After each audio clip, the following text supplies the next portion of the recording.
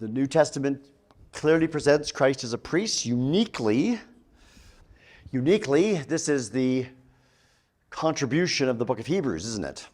I have on your notes other places where we have Christ as priest, either sort of alluded to, emphasized indirectly, sometimes explicitly, but you can't get anything more explicit than the book of Hebrews.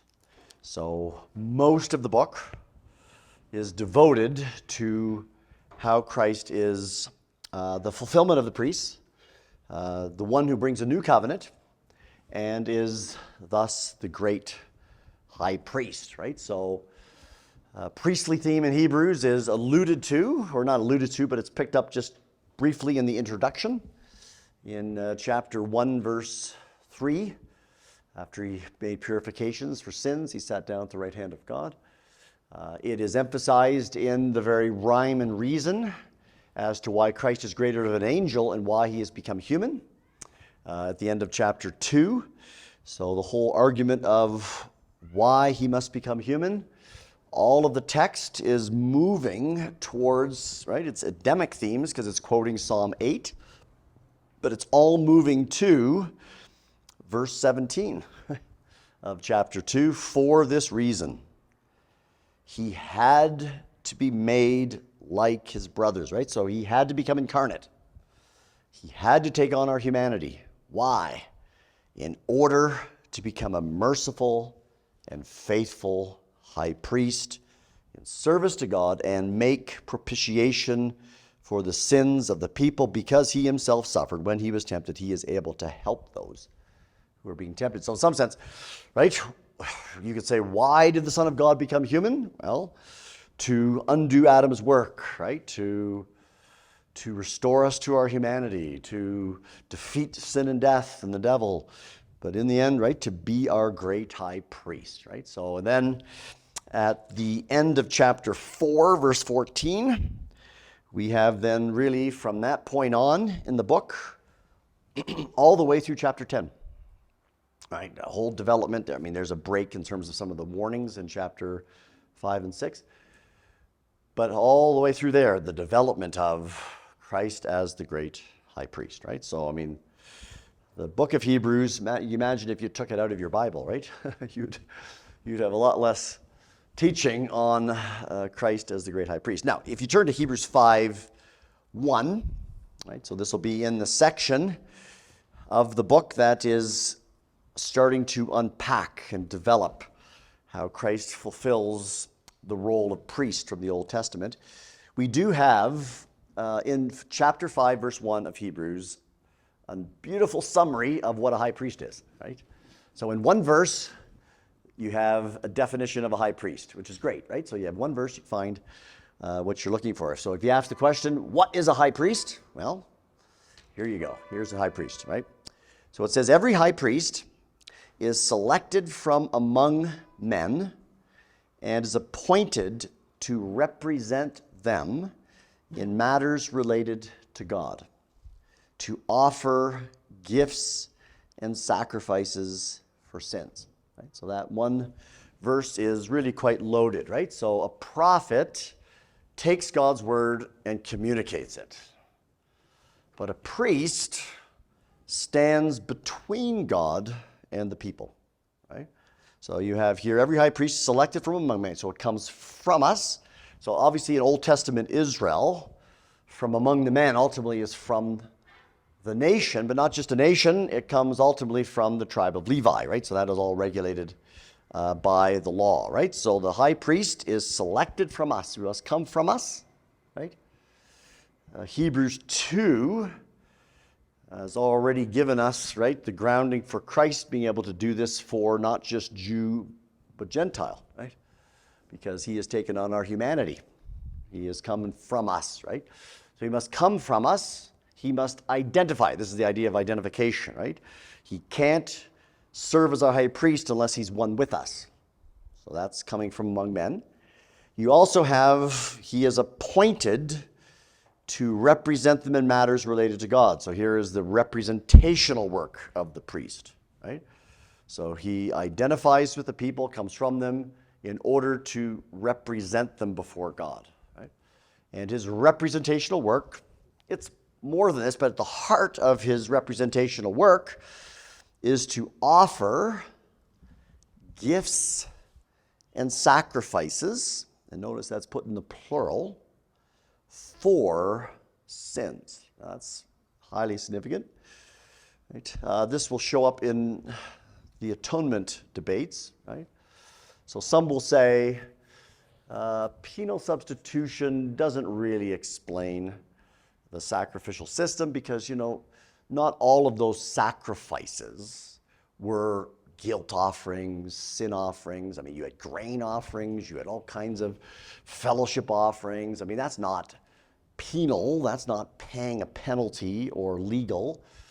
But it's interesting here, the author of Hebrews acknowledges that there are many offerings, right?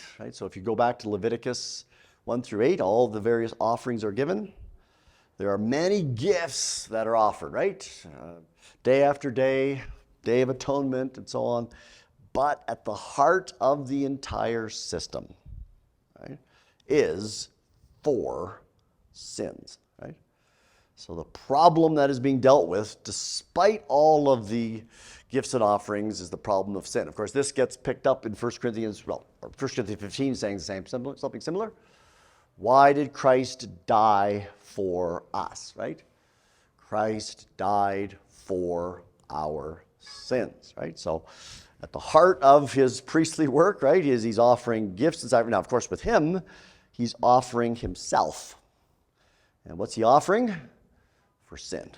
Right? So, I mean, there's just some areas here. So 3 points, right, in terms of the Old Testament priest: identification, representation, and dealing with the problem of sin, right? That's at the heart of this high priestly office, right? Now, in the Old Testament, right, it's very interesting to say, I made mention just very quickly, right, in the Old Covenant. It's very interesting in the Old Covenant that Israel is a kingdom of priests. So they are those who are to dwell before God. But Israel has a problem, which we all have, right? We are sinners. We can't dwell before God. God is holy. We are unclean, right? So what do they need at the heart of the Old Covenant is the need for priestly work, right? They need go-betweens in order for them to dwell in the holy place and the Holy Land, right? In order for them to have access to God, in order for God as the Holy One to dwell with them, right? Their sin and uncleanness has to be dealt with, right? And that is all tied to the role of the priest. In fact, right, under the Old Covenant, if you go over to Hebrews 7 verse 11 and 12, right? This gives you an insight as to how you should understand the Old Covenant. Many people view the Mosaic Covenant as just a bag of laws, right? So if you say to people, what's the Old Covenant? The first thing they think of is the Ten Commandments, right? Well, no doubt the Ten Commandments are part of the Old Covenant, but the Old Covenant, I encourage you to think of it as a whole package. It's a whole unit, right? Speaking of God's relationship with Israel, and it involves moral demand. It has the Ten Commandments, but foundational to that covenant is, we read in Hebrews 7:11, right, the priesthood, right? So you read now this is in the context of arguing that Christ is greater than the Levites, right? It's part of a Melchizedek argument. But he makes this point, 7:11, he says, if perfection could have been attained through Levitical priesthood, and then he adds this parenthesis, on the basis of it, which is the Levitical priesthood, the law. Now, the law here is not referring to just the Decalogue. It's referring to the covenant. On the basis of it, the Levitical priesthood, the law was given to the people, right? And then he says, why was there still need for another priest? So he's making an argument that the Old Testament is already anticipating a different priest, right? And then he says in verse 12, when there is a change of priesthood, there must be a change of the law or the change of the covenant. Now, Chapter 8, in fact, actually makes that argument. He argues that Jeremiah anticipated a new covenant, which was not the old covenant. Right? So it's very interesting how the author of Hebrews views, and I think this is bound up, this is tied to the Old Testament, right? So if he views the sort of Mosaic covenant, right, if you put it as a package, the foundation of it is the Levites, right? The foundation of that covenant is the Levitical priesthood. You could not have the Mosaic covenant without the priesthood. Why?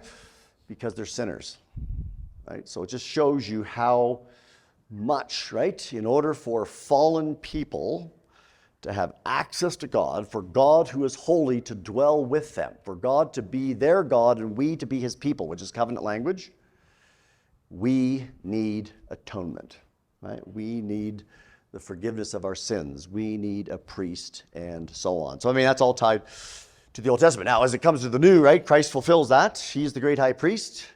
He brings with him a new covenant, right? When there's a change of priesthood, he's no longer a Levite. He never was a Levite. He comes in an entirely different order, and with that new order brings a new covenant, right? So this is part of the way the Scripture speaks on these matters. But in the Old Testament, you had various functions of the Old Testament priests. So we're back to, in some sense, typological structures here, right? So that Old Testament priests had a variety of functions.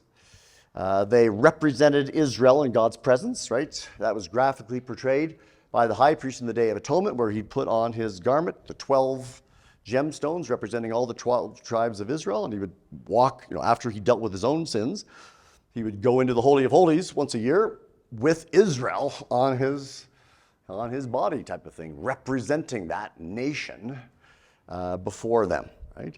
The priest also had often prophetic functions. So there was a kind of overlap between prophet, priest. It does get separated in terms of prophetic institution, but the Urim and Thummim, right, was a prophetic thing, and the priest could do that. The priest pronounced benedictions. The priest offered sacrifice or offered the daily offerings and sacrifices, and particularly the Day of Atonement, right? I could even add here the priests functioned as warriors, even.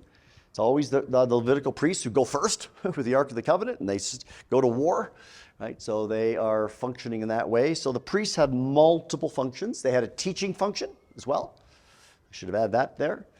Right? And so they represent the people, they offer sacrifices, they teach the people, they have a warrior sense to them as well. So they're very, very significant, bound up with the Old Covenant, the means by which God can continue to dwell with his people. Right? Now, in the New Testament, right, as I said, the book of Hebrews is the book that develops this the most. Yet, I give you on page 37 other ways in the Gospels and even in other letters as well, that Jesus is identified as a high priest. Now, Jesus never says, I'm a high priest. Right? Yet, he carries out actions. He does various things that are all priestly. Right? So, for instance, under the priesthood of Christ in the New Testament, number 1, right, Jesus is laying claim to the temple, right, is very, very important, right? John 2, destroy this temple in 3 days, I'll rebuild it again, right? And John adds that parenthesis, he was speaking about himself, right? He's the temple, right? So all of that is all tied to the entire priestly work. The entire temple, so tabernacle temple structure, is coming to its end, right? He is the temple. He is the great high priest. He is the one who fulfills all of those roles. He transcends it. In the number of places, I give you some of the text here, even in his parables and so on, he is the cornerstone, right? Psalm 118, which is the cornerstone of the temple, right? So again, all of this speaks of him in a priestly context. Right?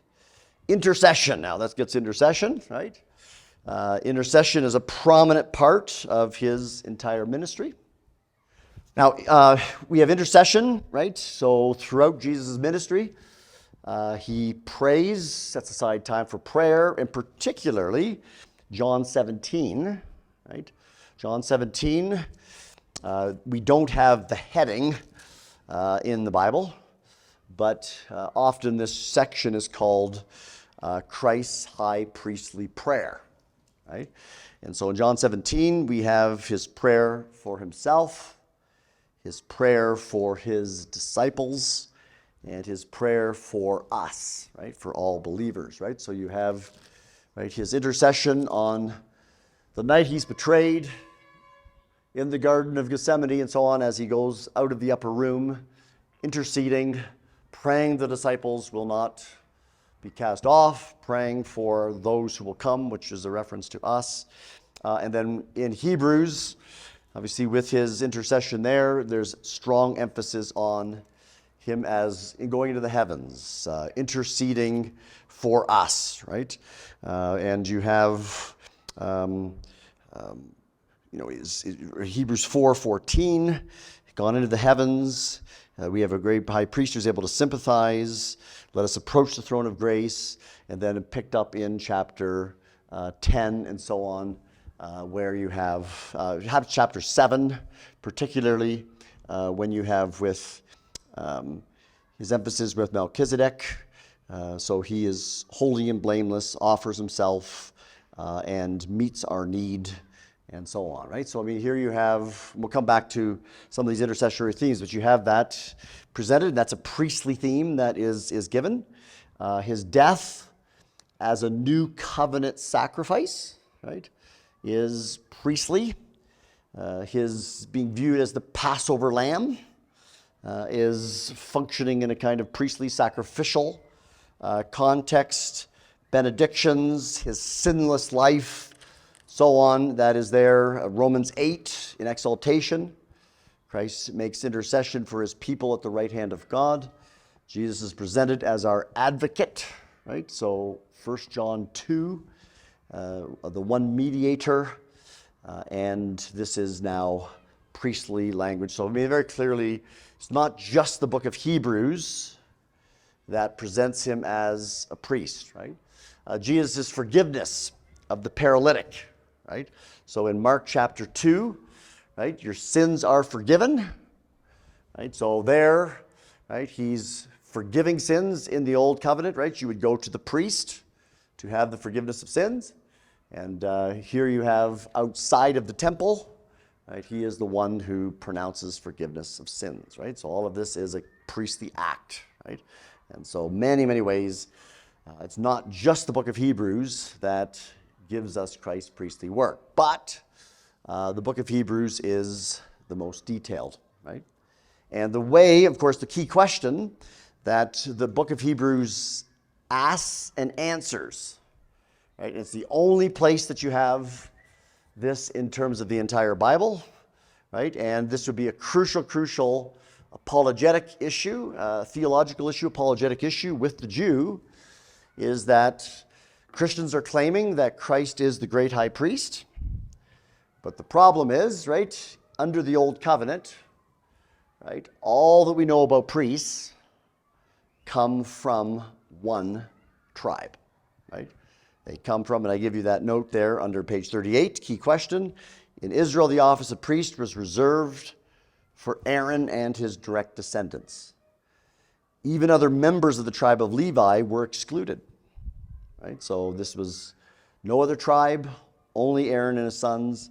The high priest was given to, was the eldest representative of the family in terms of Eleazar and so on. And so the major question comes, if Christians are now doing Jewish evangelism, right, the Jew rightly should ask, what do you mean he's a great high priest? The law regulates Levites to be priests. He does not come from the tribe of Levi. He's Davidic. So you could maybe say he comes from David's line, but how do you claim him to be a priest if he's from Judah and not Levi, right? And that's a crucial, that's just no minor issue, right? We can't just say we're going to make him a priest and ignore all the Old Testament teaching, right? And this is where the author of Hebrews answers this question, particularly answers the question in chapter 7, right?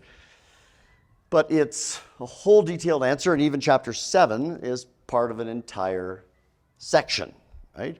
So Hebrews 5, I think, biblical theological for justification of Christ as a great high priest is ultimately seen throughout end of chapter 4 all the way through 10, right?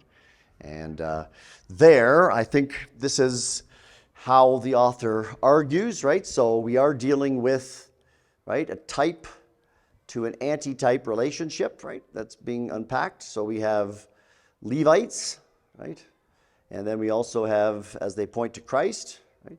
So the argument the author will argue in two ways, right?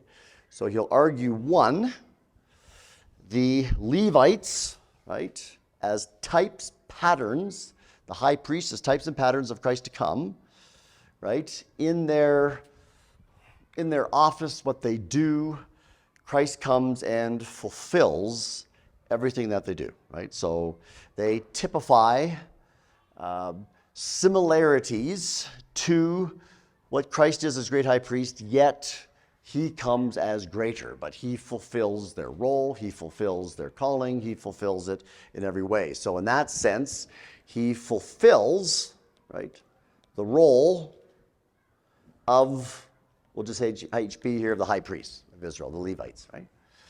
But that's not going to answer the question still of how he can serve as a high priest if he is from a different tribe, right?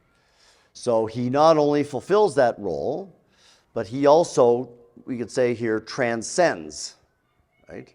So he transcends the Levites, high priests, and this is the order of Melchizedek, right?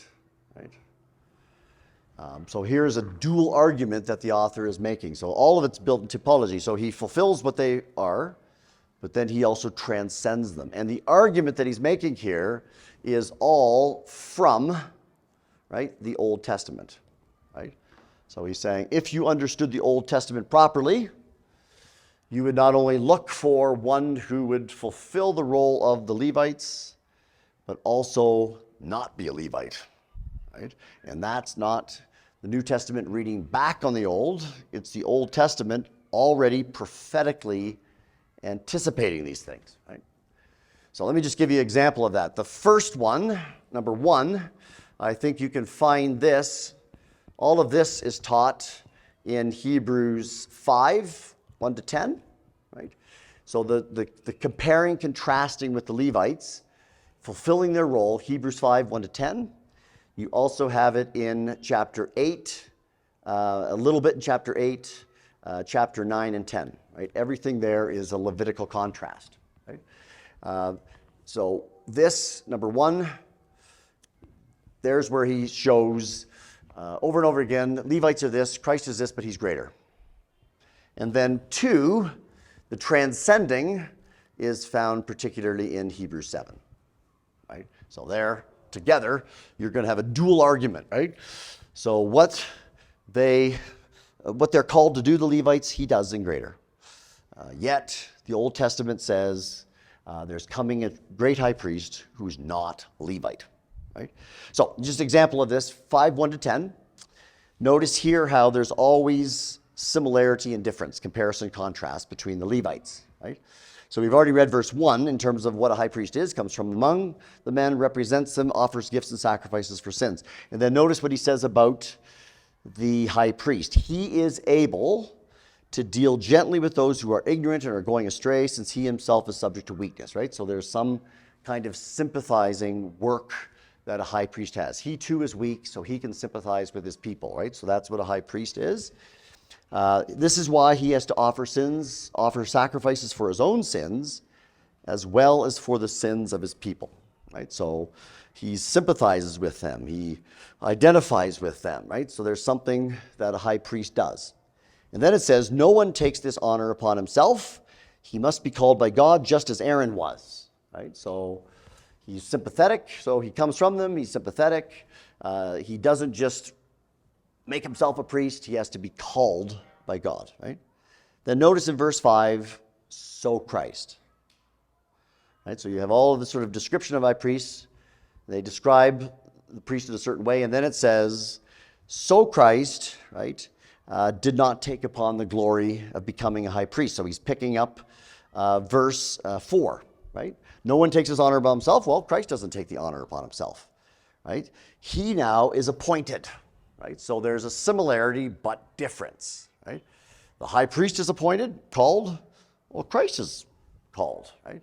And he now is called by God, right? So you have quotations of Psalm 2 sandwiched with Psalm 110, right? Those Psalms, right? Psalm 110 brings up the Melchizedek, the priestly theme. Psalm 2 doesn't say anything about priests, but they're all tied to the Davidic king, right? The Davidic king will be priestly, right? So here is a calling. So here's the comparison. The Levitical priests are called, Christ is called, right? But Christ's calling is indeed greater, right? He is appointed. He is sworn an oath. He is that. It was just greater than even the Levitical priests. And then you have in verse 7 is the comparison contrast with verse 2 and 3. So the high priest is able to deal gently, right? He's able to sympathize. Well, Jesus is able to sympathize too, right? During the days of Jesus' flesh on earth, he offered prayers and petitions with loud cries and tears to the one who could save him from death. He was heard because of his reverent submission, right? So there is sympathy that takes place, but, right, it's far greater. Although he was a son, he learned obedience from what he suffered, and once made perfect, he became the source of eternal salvation for all who obey him, right? So here is, right, a sympathizing priest, right? He's already made mention of that in the end of chapter 2. Right, so he's able to be faithful, sympathetic. At the end of chapter 4, it speaks about him able to sympathize with us, yet he can do this far greater because his sympathy and obedience brings eternal salvation, which is not the case of Levites, right? So all of that's just to illustrate there's a comparison contrast with the Levites. So they are called, he is called. They are sympathetic, he is sympathetic. But his calling, his sympathy is far greater, right? And the same kind of point takes place in 9 and 10, right? So what's 9 and 10? All of it's comparing the tabernacle, the Day of Atonement, ultimately with what Christ does that is far greater, right? All of it's a Levitical contrast, right? So in that sense, what the Levites typify, he fulfills. But then in chapter 7, right, he now picks up, he's already mentioned it in verse 10 of chapter 5, but then breaks off his argument because he turns to a warning passage, right? So he says he can bring eternal salvation because he's designated by God to be a high priest in the order of Melchizedek. So now he's going to move to the point that he's not just a Levite. Right? He's going to transcend that entire order, right? So he breaks his argument off because he warns the people, right? And then we have him returning to it at the end of 6, right? Where Jesus, who went before us, has entered on our behalf. He has become a high priest forever in the order of Melchizedek, this Melchizedek, right? So you know what he was going to discuss in chapter 5:10 is what he returns to, right? Now, we don't have time to lay out this entire argument, right? So have you had yet, right, a study on the book of Hebrews and so on? Well, you haven't, right? It's a glorious book. You can spend a lot of time on it. But very interesting here. I mean, I'll have to give you the short of this, right? Right? In this argument, right, how he's arguing his case, right? He's arguing completely a scriptural argument, right? So he is, in the end, as he speaks of Melchizedek, he's putting two texts together, right, from the Old Testament along a timeline, right? So what do I mean here, right? Well, Melchizedek only shows up 2 times in the Bible, in the Old Testament, right? He shows up in Genesis 14, right? And that's what he's going to reflect upon in the first 10 verses. And he shows up in Psalm 110.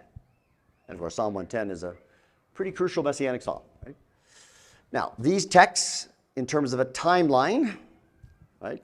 So that speaks of a timeline in terms of the bottom. It's very important. His argument will depend upon these texts being read in light of one another and intervening history, right? And here is the Levites, right, in terms of time, right? So obviously you have Genesis 14 is Abraham. The Levites is the giving of the Mosaic covenant, right? The Levites, we've already seen in Hebrews 7:11, I made a reference to that, is that's bound up together as a covenant. And then Psalm 110 comes, and the argument he makes is many years later, right? So he's appealing to where these texts are given in the plan of God, right? So it's very, very important. This is one of the evidences that you have to read the Bible in terms of the progress of revelation, right? Texts are building on one another, right? If you don't see that, you'll miss the story, right?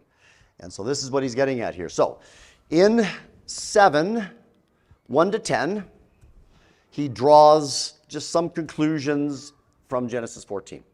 He makes observations. And as he makes observations, right, he's doing so, right, in light of the Old Testament, right? So he's not just reading it isolated. He's already brings in a few things from the law. He brings in anticipation of Psalm 110, a number of things, right? So in the first two verses, you basically have a summary of everything you find in Genesis 14, right?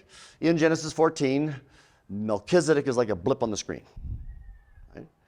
He shows up, right, after Abraham rescues Lot, right? And this king priest, that's how Melchizedek is described, right, from Salem, which is later the historic city of Jerusalem, which is significant.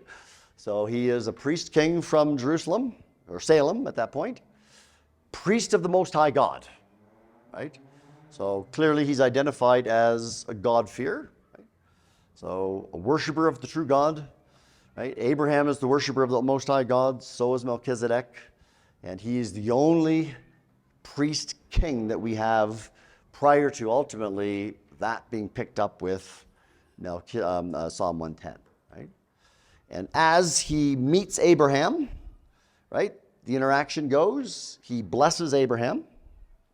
Abraham gives him a tithe, right, and they depart, right? And all of that is described in the first two verses, right? But he makes comment on this, and he draws, a number of observations, and all of these observations, I would say, are from the text, right? So what's he draw? Well, first of all, he notices that his name means King of Righteousness. That's just literally his name. He comes from Salem, which means form of shalom, peace, right? This is what has driven people crazy over the years to try to solve this. Verse 3, without father or mother, without genealogy, without beginning your days or end of life. And then notice here, he is like the Son of God who remains a priest forever, right? Now, obviously he's drawing analogies with eventually Christ, but his observation is that Melchizedek has no father or mother, no genealogy. Now, two ways to go here. Either this is a Christophany, and that's been a common way, or what I would argue here is that he's just a priest king, right? But he's type, right? You say, well, where do you get this without father or mother? And my answer to you be, read Genesis.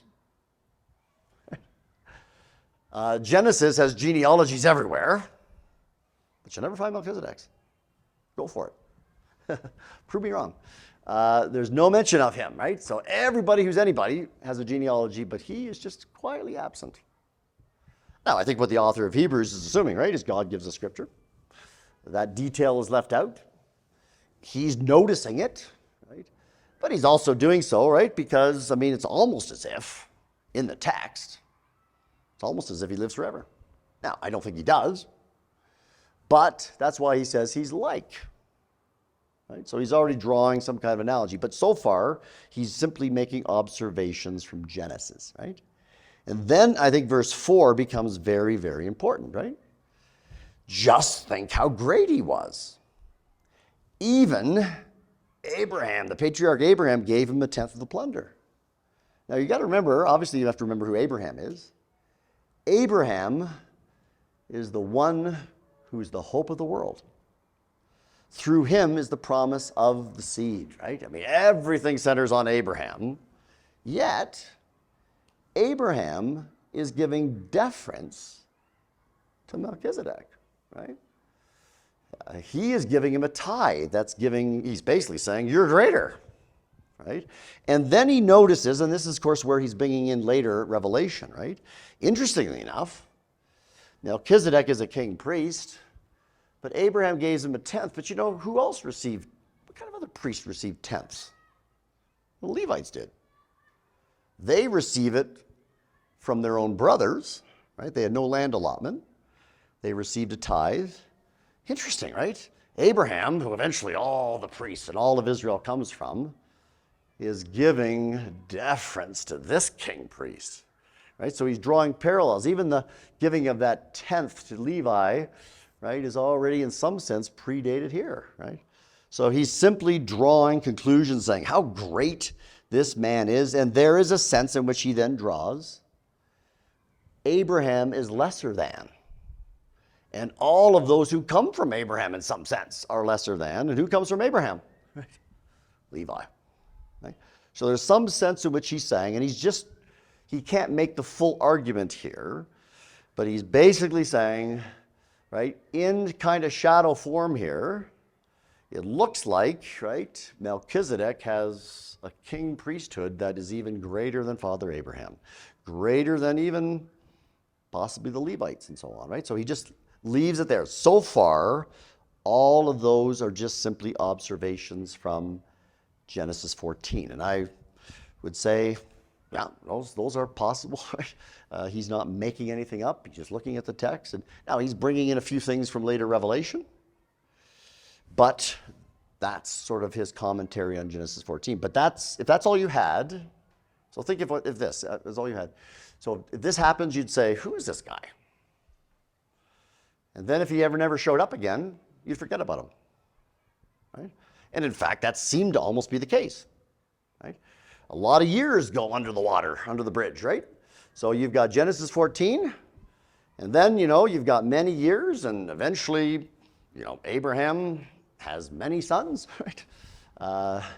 He eventually has, the nation of Israel comes, and you have the establishment of the entire Mosaic covenant, and even you have, in the Old Testament, the Mosaic covenant and the Levitical priesthood is often called eternal, right? Just as circumcision is called eternal, right? You have to be very careful how you treat eternal, right? But you have here, it's almost as if you read the Old Testament, right? And this is what the Judaizer thought, right? And this is what the Jew thought. They thought the Mosaic covenant was permanent forever, forever, forever, right? So all that you need is the law, the covenant. All you need is perpetual priests. All you need, that's all you. But, right, that would be a wrong conclusion because many, many, many years later comes Psalm 110. And Psalm 110 tells you there's coming a king, Davidic, who will also be a priest. And you would expect him to be a priest in the order of Levi. But no, he is a priest of a different order, right? The priest of Melchizedek. And then when you read that in Psalm 110, and you then say, who was that Melchizedek again? And then you go back to Genesis 14, you say, well, he was even greater than Abraham was there, right?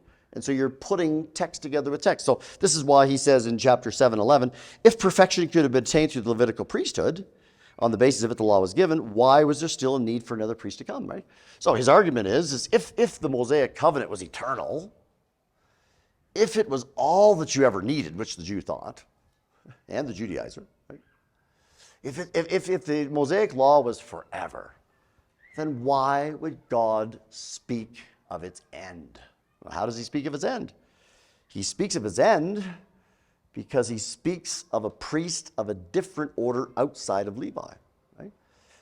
Right? He says here, if the Levitical priesthood is so bound up with the Mosaic covenant, if there's a change of priesthood, there's going to have to be a change of law, right? So why would God promise another priest, right? And he's thinking here of Psalm 110, right? And then he says, he of whom these things are said is of a different tribe. And so he acknowledges Christ comes from Judah and so on. But then he mentions, again, Psalm 110, right? So he quotes it explicitly. For it is declared, right? And this is why would God announce, if the Mosaic covenant was forever, why would God announce Psalm 110, right?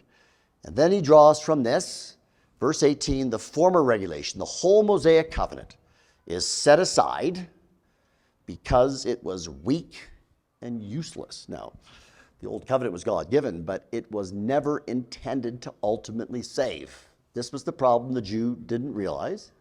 This was the problem the Judaizers didn't realize. They viewed the law covenant as eternal. In the Bible, the law covenant was temporary. It was to lead us to someone greater, right? And then it says here, the law made nothing perfect. And then it speaks about we have a better hope by which we draw near to God. What is that hope? Well, it's grounded in oath. It's grounded in Psalm 110, right? Because of this oath, Jesus has become the guarantee of a better covenant. You say, well, why does he move to covenant? Because priesthood and covenant are totally intertwined with one another. If there's a change of priesthood, there's a change of covenant. If there's a change of covenant, there's a change of priesthood, right? So in the announcement of another priest, there's an announcement of another covenant. And of course, chapter 8 will tell you explicitly that's what Jeremiah tells you, right? And then notice here, he then goes on to speak about Jesus as better, right? He now contrasts this with the Levitical priests. Many of these priests, since their death prevented them from continuing in office, but because Jesus lives forever, he has a permanent priesthood. That's unlike any Levite. Therefore, he is able to save completely those who come to him through him because, of course, here's intercession. He always lives to intercede for them. It's hard to think that this is ceasing, right? It's ongoing. He is the eternal priest. He is the one who accomplishes work. He never ceases in that work, right? Such a high priest meets our need. One who is holy, blameless, pure, set apart from sinners, exalted above the heavens. Unlike other high priests, he does not need to offer sacrifices day after day, first for his own sins, then for the sins of the people. Instead, he sacrificed for their sins once for all time. And how did he do that? He offered himself. So now you've got direct contrast.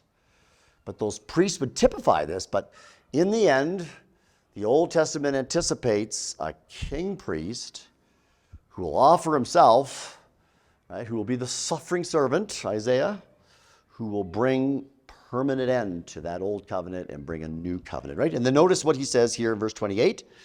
The law appoints as high priests men who are weak. There's the Levites. But the oath, that's Psalm 110, right? And notice what he says, which came after the law. Right?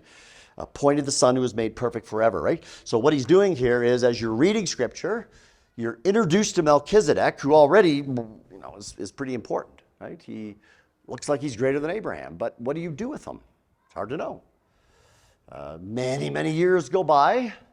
The whole Levitical system is established. It looks like that's going to be forever, but then God says, not so fast.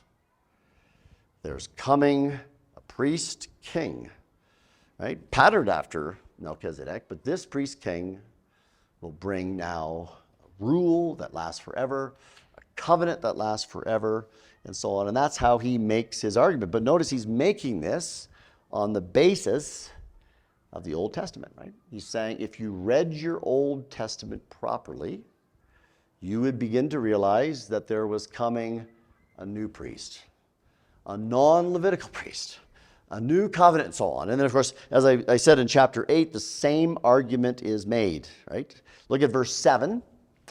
8 verse 7 parallels 7:11, right? So you remember in 7:11 it says, if perfection could have been attained through the Levitical priesthood, why would he promise another, right? A reference to Psalm 110. Well, the same argument's made here. For if there had been nothing wrong with the first covenant, no place would have been sought for another, would you? Right? If the old covenant was all you needed, And why would God promise many, many, many years later in Jeremiah that there's coming a new covenant? And notice the new covenant is not like the old, right? There's a direct contrast with it, right? So on these scriptural passages, right, the author of Hebrews is arguing across the Old Testament. You'll never get the argument unless you place texts in terms of a timeline, a progress of revelation. By the time you come to Psalm 110, by the time you come to Jeremiah, the Jews should have said, right, this covenant is coming to an end. We must look forward to a new priest, a new covenant. And then what does the new covenant promise? The permanent forgiveness of sins, right? The old covenant was weak and useless. Why? First, because they were offering animals that couldn't atone for your sin. Secondly, the priests themselves were weak and useless, right? They themselves needed a sacrifice, right? They themselves needed to be saved, right? They needed salvation, right? And what does come in the coming of Christ, right? The great high priest who's perfect, who's the Son of God, who offers himself once for all time, right? So there's no more sacrifice. There's no more need for atonement, right? It is finished, right? And all of that is how this priestly work is laid out, right? Now, in terms of intercession, right? I mean, you have this mentioned in 25 of chapter 7, right? So he intercedes for us, right? You have chapter 2:18. Because he himself suffered, he is able to help those. I mean, help them is not just do something for them, but in the context of the book, it speaks of some kind of intercession and care for them. 4:16 speaks of, let us approach the throne of grace with confidence, find grace, mercy. We come to him as the one who is in the heavens, interceding for us. Chapter 7, and then you also have chapter 10, verses 5 to 10, where you have him bringing about his priestly work and his intercessory work type of thing, right? So here's sort of the grounding, the biblical qualifications for him to be the fulfillment of the Levitical priesthood, the one who ratifies a better covenant, right? And his now work is complete. So there's just areas of priesthood. I mean, there's so much there. Questions then on, I mean, you probably want to raise questions of intercession and so on, but I mean, I don't know how you can read these texts, Romans 8 and so on, without saying that he who has gone into the heavens, right, has finished his work, and as he rules and reigns, sitting down at the right hand of God is a posture of authority. He's the priest king who takes his throne and now orchestrates all of history on behalf of his people, right, ruling, interceding, seeing that, right, none are lost. Particularly Romans 8 is very strong here, and obviously it's also tied to the work of the Spirit as well, right? So anything, questions, follow up on that? That's just sort of giving some of the grounding here for priesthood. Yeah, so great. So I think we have to either draw the conclusion, which some have done, that his priestly work doesn't even begin until resurrection, ascension, right? So he's not functioning as a priest basically on the cross, in his life, and so on, right? So some people could drive it that far. In fact, that's the argument of David Moffat today, right? He's sort of hitting the academic world, and he's trying to bring up that argument. Interesting enough, I don't want to equate him with this, but that was an old argument made by the Socinians of old, who denied everything, and they came up with their own theories and so on, right? So it's not a new argument. It's an old argument. So what I would say is I don't think that works, right? Yet you're exactly right that these texts here are often applied to resurrection and so on, right? So you are my son, today I become your father. Psalm 2 is applied in Acts 13 and Hebrews chapter 1 and so on. So this appointment theme becomes very, very important, right? But what I would say is that you have to take into consideration the entire life of Christ.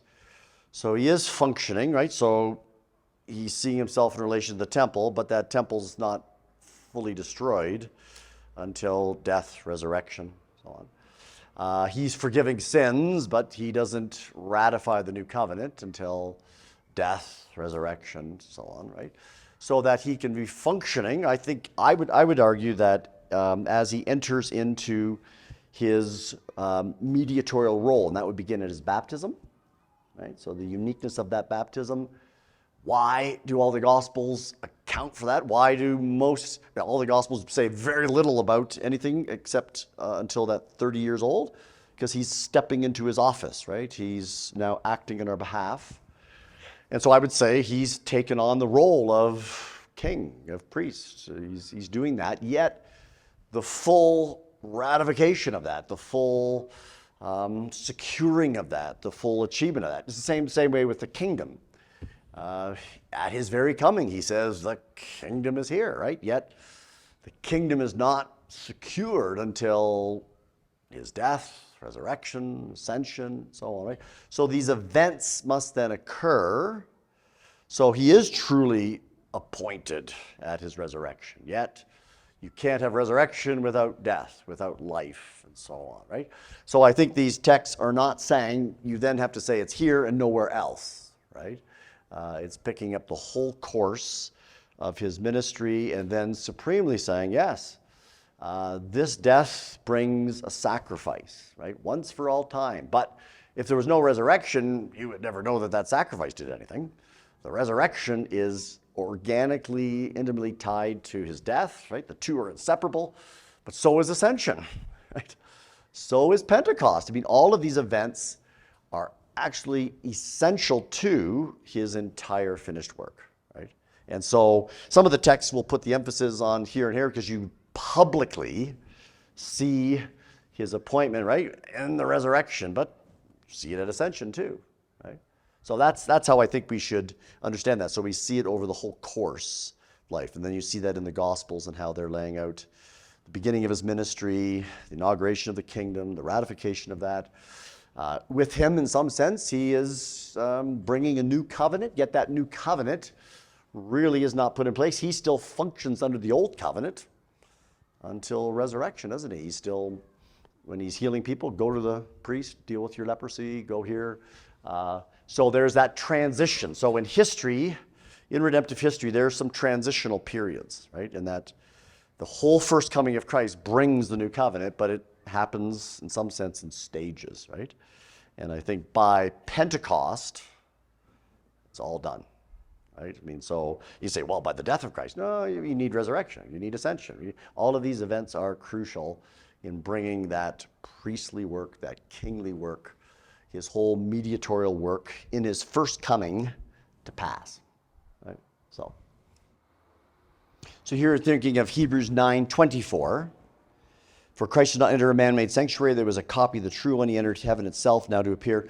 So that's the verse you're asking there in terms of that one. So picking up how we are to understand this entrance into this heaven itself and what's there. Is that part of? Yeah. So break. We were talking a little bit about that. Again, there's a number of ways you go here, and some are doing this. And this person may be doing this as well, right? Is that they view the tabernacle temple on earth, rightly as Hebrews does, as shadow, as type. I mean, it's real, but it points to something greater. And then the heavenly counterpart, right, is they take that as something very literal, right? So that there is in heaven an actual temple, right? So here you have Christ did not enter a man-made sanctuary, so that would refer to the temple on earth or the tabernacle on earth. It was only a copy of the true one, so the true one now is in heaven. He entered heaven itself, now to appear in God's presence. So there's the whole sense that there is an actual temple there. He walks through the holy place to the Holy of Holies. He offers himself in some sense before the Father. There's even some sense that people will say that there's a kind of he's not re-sacrifice, but he's offering his sacrifice in terms of his blood before the Father. and then interceding for us and so on. So I mean, that's one way of taking this passage, so it's taken in very literal fashion, right? I think that's wrong, right? Because I think this doesn't understand how typological structures work, right? So the earthly shadow points to something greater, but the greater isn't often literalized in that kind of sense, or even here with the heavenly language here isn't just spatial, it speaks of final things, right? So what's on earth points to the final reality. And so what's being mentioned here is Christ's entrance into heaven, the finality of that, right? The earthly copy of that is being pictured. So we even have in Exodus, the author of Hebrews quotes Exodus 25:40, where Moses on the mount sees the copy, or sees the heavenly that he makes a copy of. I would argue that the heavenly there is the final reality, and the final reality itself is not a literal temple, but ultimately is the culmination of his work that is done as he enters into heaven before the throne of God. And even then, the throne of God, right? There's no literal throne in that sense. The right hand of God, all of that's imagery of rule, of reigning, and so on, right? So there's two different ways you go with it. One, sort of the literalizing of it. The other, seeing this as the earthly points to the reality. Christ, even on the cross, is before the Father, right? He is bringing the heavenly, the final, the true realities to pass.